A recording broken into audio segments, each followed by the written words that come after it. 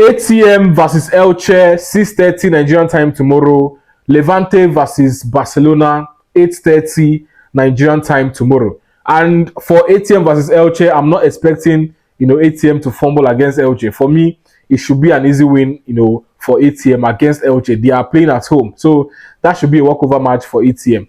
And then Levante versus Barcelona. Barcelona have been playing away games since the start of the season. Our first game was against Mallorca away from home. Now this is also away from home. I think the next match is also away from home. Our fourth match that should be at home against Valencia.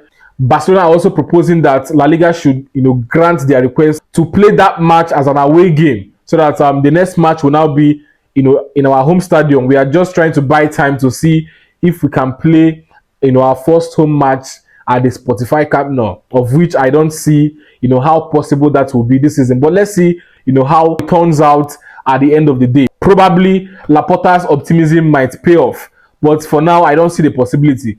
And in this match between Levante and Barcelona, Hernandez is going to be the referee that will officiate this match. Now, in case you have forgotten this referee, he was the same referee that officiated the match between Madrid and Barcelona in the second leg of the El Clasico. The same ref that had these horrible calls you're seeing on your screen.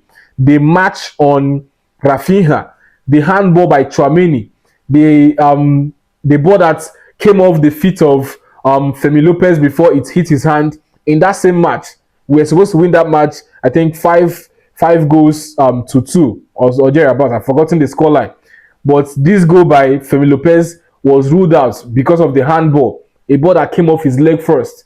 And that's the referee that will officiate this match, and we are not even afraid of the referee because we know that this should be a walkover match for Barcelona.